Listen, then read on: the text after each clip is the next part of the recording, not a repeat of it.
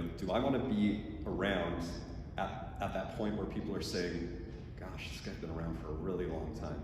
Maybe it's time for someone new.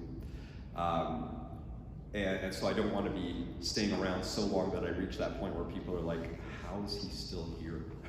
What is he still doing here? Especially when there are so many other incredible people that can run. And so I think that's one of the big pieces.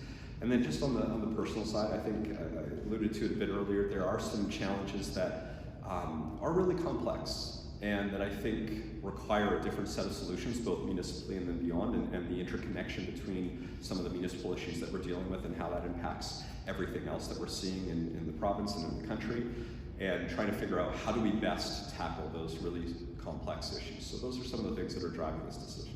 Obviously, the introduction of political parties and that style of campaigning is going to make this next election a very challenging one to deal with. And it's something that across the board, across this province, Albertans were asking for, and yet it's coming.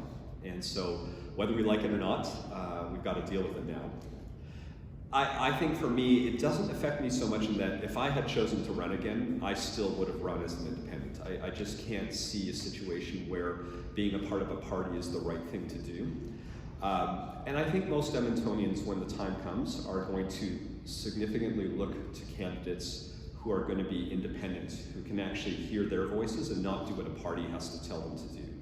So I think when the time comes, we're not going to see an overwhelming election of partisan people, because that's not how good governance works.